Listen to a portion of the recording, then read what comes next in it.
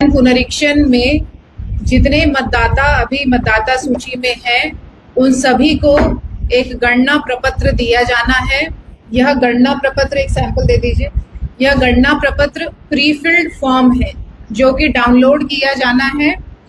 ये डाउनलोड मतदाता स्वयं कर सकता है अथवा इसको बीएलओ को भी हम लोग प्रिंट कराकर उपलब्ध करा रहे हैं ताकि बीएलओ घर घर जाकर इसे दें और उनसे डेटा भरवा करके इसको कलेक्ट भी करें। यदि आप इसको देखेंगे, ये गणना प्रपत्र का प्रारूप है। इसमें आप लोग देख सकते हैं कि इसमें मतदाता का नाम, उसका बूथ संख्या, बूथ की विवरणी इत्यादि दी हुई है और इसमें उस मतदाता का फोटो भी है।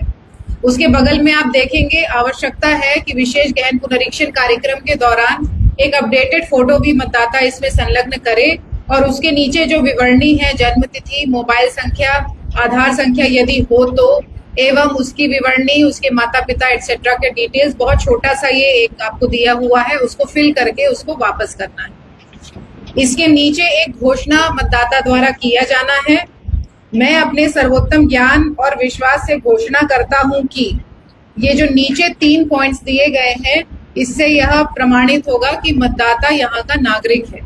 जैसा कि आप सभी अवगत हैं कि भारत के संविधान के अनुच्छेद 326 में यह वर्णन है कि प्रत्येक ऐसा व्यक्ति जो 18 वर्ष का है, भारत का नागरिक है, सामान्यतः उसी क्षेत्र का निवासी है और अदरवाइज डिस्क्वालिफाइड नहीं है, ऐसे लोगों को मतदान करने का अधिकार है। चाहे वो महिला हो, पुरुष हो, किसी भी समुदाय का हो, उसका यह अधिकार है।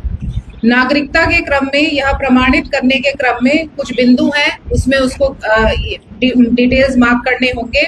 इसमें 3 कैटेगरी में इसे विभक्त किया गया है। पहला कैटेगरी है, मेरा जन्म भारत में 1 जुलाई 1987 के पूर्व हुआ है।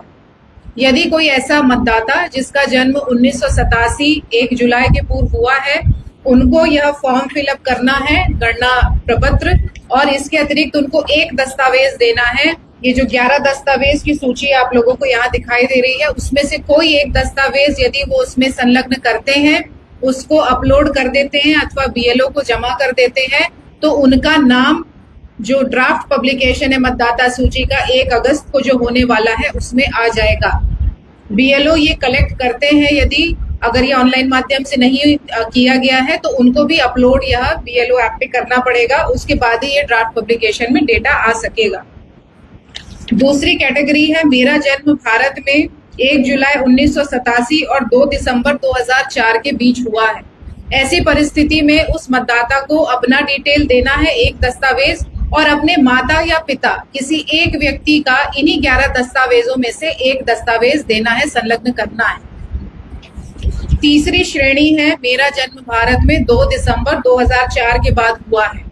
ऐसी परिस्थिति में उस व्यक्ति को, उस मतदाता को अपना एक डॉक्यूमेंट, अपने माता का एक डॉक्यूमेंट, अपने पिता का एक डॉक्यूमेंट, अर्थात तीनों व्यक्ति का डॉक्यूमेंट इसमें संलग्न करना है और उसके बाद ये प्रपत्र उनको अपना हस्ताक्षर करते हुए बीएलओ को वापस कर देना है।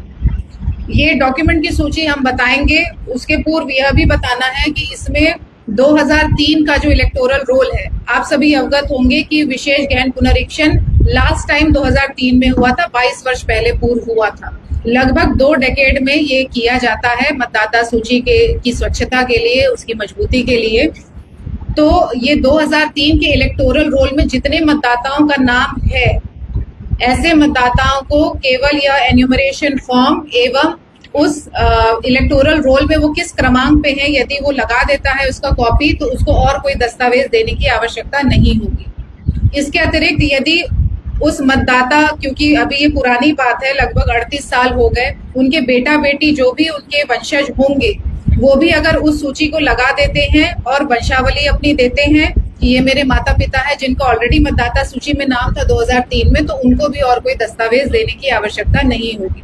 2003 की मतदाता सूची प्राप्त होने वाली है, मिल गया है वो डेटा, हम लोग को उसकी सॉफ्ट कॉपी प्राप्त हो रही है। जैसे भी वो होता है तो सभी बीएलओ को यह उपलब्ध कराया जाएगा। जिला के वेबसाइट, ERO-नेट सभी पे यह उपलब्ध रहेगा ताकि मतदाता स्वयं उसको जब फॉर्म फिलअप कर रहे हैं तो उसको संलग्न कर सकते हैं कि हाँ, मैं 2003 में मतदाता था, मतदान करता था, इसीलिए मेरा नाम इसमें जुड़ने योग्य है और कोई दस्तावेज देने की इसमें आवश्यकता नहीं है।